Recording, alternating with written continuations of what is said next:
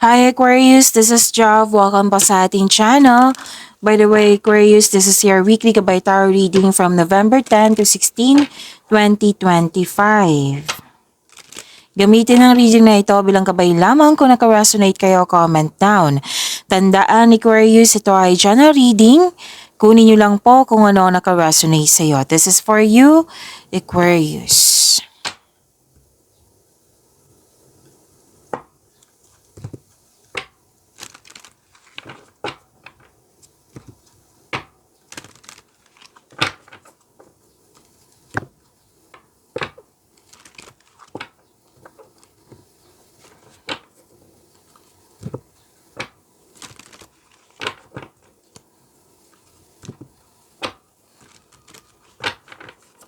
Para po ito sa iyo, Aquarius, ngayong week na ito, November 10 to 16, 2025.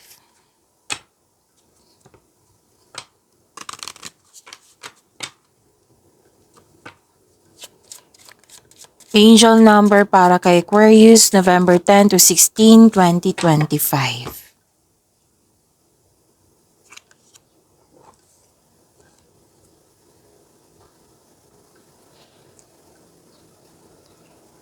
Angel number 444. This is protection. Sabi po dito, this is your time to take confidence in all that you pursue, The divine universe is working through you and protecting you. Time has come to allow all the doors of opportunity to welcome you with open arms. So to attract more blessings, let us say the power affirmation. Let us say, I feel the loving care of the divine protecting me. I allow myself to pursue growth and opportunity. So this is a sign of stability and diligent and practicality. And may nakadestiny sa iyo na kailangan mong tatahakin, kailangan mong i-embrace. And I consider this is new beginning. Embrace nyo po yung opportunity na dumating sa inyo kasi this is makakasuporta to sa inyong growth and expansion.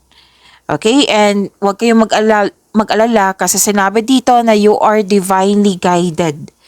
Oo. So, may binigay ang universe sa iyo, pwedeng tools na tools na kailangan bigyan ng aksyon para maisakatuparan ito. Para ma-manifest ito. Okay? And this is success and stability. It suggests that your hard work is paying off and you will find stability and success in the near future. This is guidance and support. And, okay, galingan nyo sa paggawa ng desisyon, maging practical. And, okay, so this is progress and control.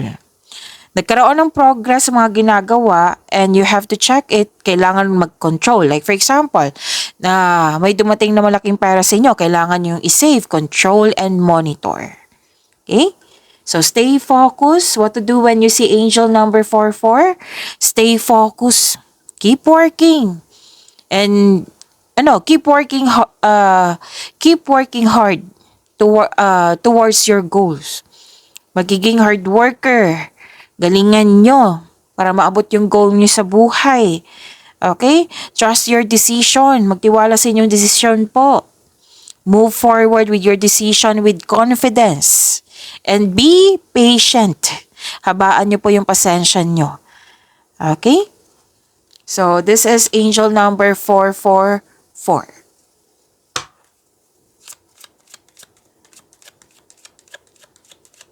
Maraming salamat po sa inyong patuloy na suporta, sa mga nag-donate, sa mga hindi nag-skip ng ads. Maraming salamat po. Sa mga hindi pa nag-subscribe, subscribe na po kayo at click bell notification para malaman nyo na may bago tayong video. Para sa mga gusto magpa-reading po, comment po kayo ng personal reading. Again, comment kayo ng personal reading and check my reply sa comment section. Ang ganda. May malaking influence ang isang lalaki po. Pwedeng ikaw to, pwedeng siya. Nakatanggap kayo ng tulong or regalo. Nagkaroon ng abundance and love is blooming. Nagkaroon ng recognition. Opo, kitang-kita ko yung happiness mo dito, so claim nyo po. At nakatanggap kayo ng blessings, maraming ideas na bibigyan mo siya ng aksyon o reaksyon. Nagkaroon ng personal growth, which is sinabi kanina din ni Angel 444, Angel number 444. And maraming ideas, bibigyan mo siya ng aksyon or reaksyon. At nakikita ko rin dito, money luck, L-U-C-K. Recognition, dalawang card po mismo nagsabi niya, sikat ka, fame and awards. Meron ako nakikita dito na happiness, opo. Hope and healing, yan nakikita ko. May new beginning, oo, nakatanggap kayo ng blessing. So claim niya po, Aquarius, ang ganda.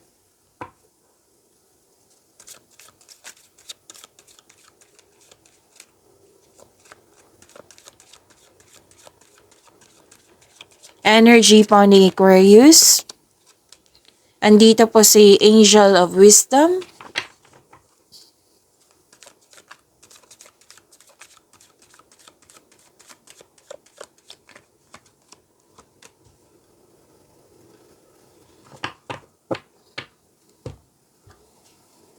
Para sa mga bago dito, kung may napansin kayo na repeating message, yan po yung pinupush ng card sa inyo. Like for example, nanood kayo sa inyong monthly gabay tarot reading, daily gabay tarot reading, weekly gabay tarot reading, dito po. At may napansin kayo na repeating message, yan po yung pinupush ng card sa inyo na kailangan yung bigyan ng atensyon, solusyon, at aksyon kung maaari po. So na yung energy ni Aquarius.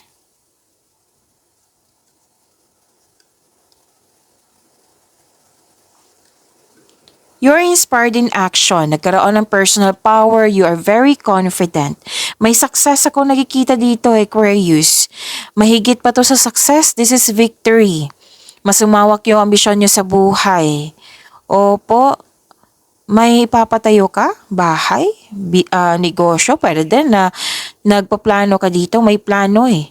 O, kasi mas lumawak yung ambisyon mo sa buhay. And nakikita ko rin dito na kontrolado na. Like for example, emotion mo to, kontrolado na. And maaaring maging kampante ka sa kung ano ang sitwasyon ka ngayon. Okay? May ano dito, isang tao na very malaki ang kanyang influence sa'yo, which is nakita ko to kanina. Opo, dito po. Pwedeng lalaki to ha. Pwede din na naman babae. Pero may nakita kasi akong masculine energy dito. Okay, so malaki ang kanyang influence sa'yo. Pwede din ikaw to. So own your space with confidence. Okay, gumagawa ka ng rules dito. To attract more blessings, let us say the power affirmation kasi andito po si Angel of Wisdom. I am strong, stable, and in control of my life. So let us say, I am strong, stable, and in control of my life. Kung sa Tagalog pa kasi may nag-request po. Ako ay malakas, matatag, at may control sa aking buhay.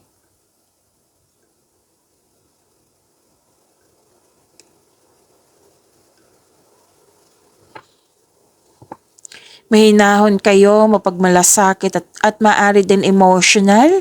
Nagsasat ka ng boundaries or guarded ka while being mindful of those around you. Nakikita ko dito na nag-set ka ng boundaries, oo. Pwede nga ang tingin sa iyo, suplado-suplada. Oo, na may nagsabi sa akin ngayon. Pero concerned ka sa surroundings mo. Oo. Like for example, na hindi mo pinapakita sa kanya na nag-alala ka sa kanya. Oo. Pero deep inside, nag-alala ka talaga. Concern ka pa rin sa kanya. Example lang po iyan. Okay?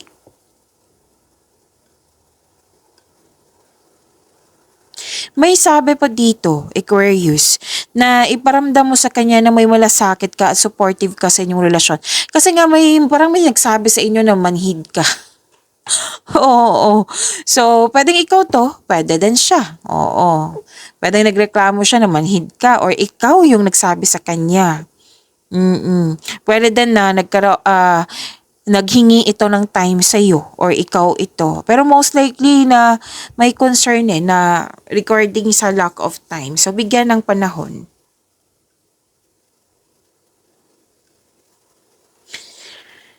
Sabi din dito na magaling kayo na leader. Oo. Or pwede din may leadership role na ino-offer sa iyo. Magaling kayo sa mga ginagawa nyo. Nakikita ko rin dito na stable na kayo sa inyong career and financial stability. Kitang-kita ko po dito.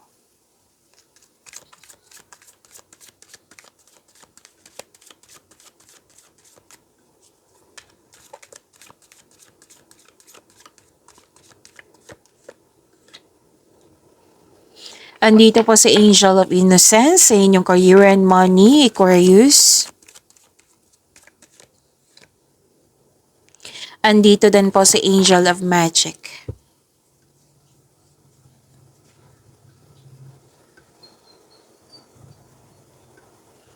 May bagong simula po. Dalawang card mismo nagsabi dito, Aquarius. Sabi dito, you should take a risk and try something new. Try to step out sa comfort zone. If you're serious about your growth, then you have to step out from your comfort zone. Oo. Kaya para maging confident kayo, kailangan magkaroon ng konkretong plano kasi makatulong ito mapalakas ang iyong confidence. Oo, may potential naman kasi ang sinasabi dito. Oo, potential na magiging successful sa mga gagawin mo. Magkakaroon po ng financial growth. Siyempre, depende na to sa inyong konkretong plano, siguraduhin. Konkretong plano at sa sipag tsaka. Okay? So take a leap of faith and trust the support of the universe. Please know that you are divinely guided, Aquarius. Huwag kang matakot sa mga challenges na yan kasi magbibigay ito ng lesson sa iyo. Ito yung dahilan na magkakaroon ka ng strength. Okay? And this will lead you to new opportunities po. Magkakaroon ng personal and spiritual evolution. Mag-ingat po daw kayo sa paggawa ng plano. Galingan niyo po.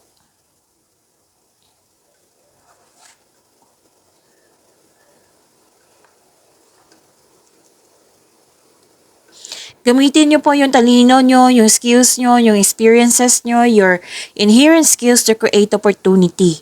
Kung may balak kang magnegosyo or maggawa ng mga proyekto dyan, this is a go signal.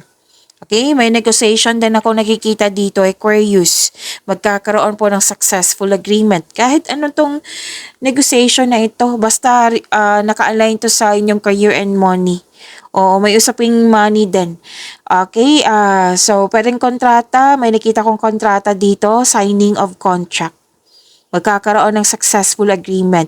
And dalawang card mismo nagsabi dito na you are divinely guided. With the divine assistance, all things are possible. You can make your imagination real.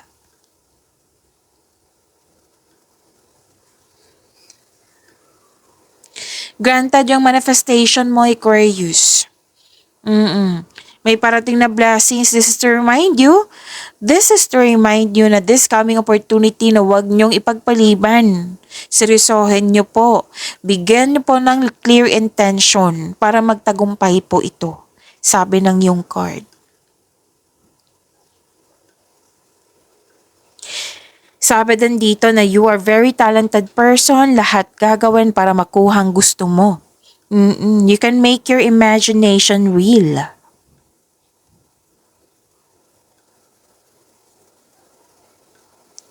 Success parang nakikita ko dito. Aquarius. Opo. Successful completion, may natapos na. You're reaping rewards, accomplishment. This is the perfect situation, perfect time. Recognition, may nakita ko dito. Makakatanggap ka ng rewards or recognition. Mayroon din ako nakikitang promotion dito. Ito na naman si Miss Job, promotion na naman. Uunahin ko na kayo. Hindi naman na magsisinungaling yung cards nyo dito. Pwede din naman, pwede malapit sa'yo na nagkaroon ng promotion, pagtaas sa kita, sweldo, allowance, or na yung kanyang posisyon. Naging mabuti yung buhay niya. Kasama ka sa tagumpay niya. Pwede din. Pero most likely, kayo ito. May pagtaas ng kita, sweldo, allowance, or ng iyong posisyon. Makakatanggap kayo ng positive review. May matatapos na. Parang feeling graduate. Oo, may natapos eh. Pwede din naman kung may graduation ngayon, then pwede. Basta nag-celebrate ka. Celebrate ka kasi panalo ka. Mm. May nakikita naman akong structure dito, oh. Aquarius. Pwedeng sinimulan mo na ito? Oo, nasimulan na. Construction ng game house mo, negosyo mo, or balak pa po ito. Okay? To attract more blessings, let us say the power affirmation kasi andito po si Angel of Innocence. Let us say, I am free to find my own path and have strength for the journey ahead. I am free to find my own path and have strength for the journey ahead. Andito po si Angel of Magic. Let us say, I am a powerful creator. Again, I am a powerful creator. Kung sa Tagalog pa kasi may nag-request po. Malaya akong makahanap ng sarili kong landas at magkaroon ng lakas para sa susunod na paglalakbay. Okay, so sa Angel of Magic, ako ay isang makapangyarihang manlilikha.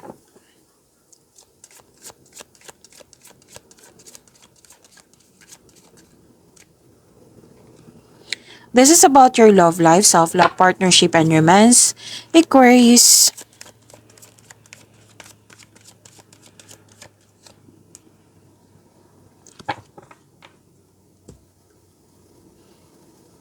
Okay. Bakit kayo nalungkot dito, Aquarius? So, sa mga nakaranas ng kalungkutan dyan, oo, pwedeng naalala nyo to or mangyayari. Sabi ng card nyo dito, express nyo. Oo, kung kailangan iiyak, then go ahead. Kasi crying is a very healthy thing to do. Crying is a very healthy thing to do. It relieves stress. Matatahan ka niyan, ease pain, and cleanses our soul. Don't worry, after nito, may parating na new direction po sa inyong buhay. I-acknowledge mo yung pakiramdam na sadness or disappointment. Oo, para ma-express mo ito ng tama at ma-release. Okay?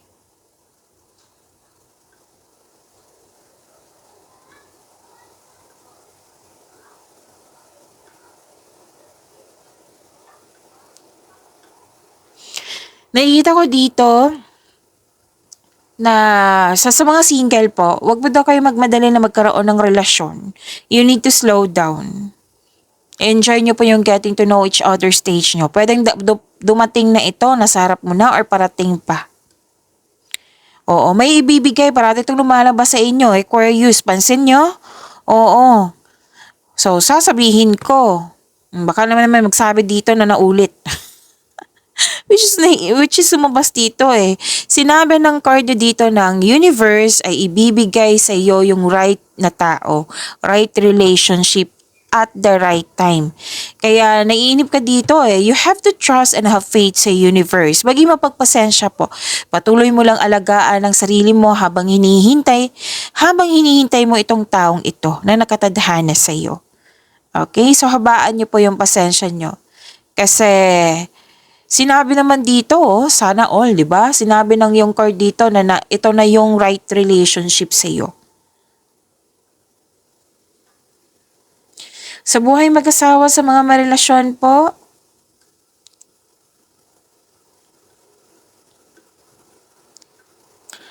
okay.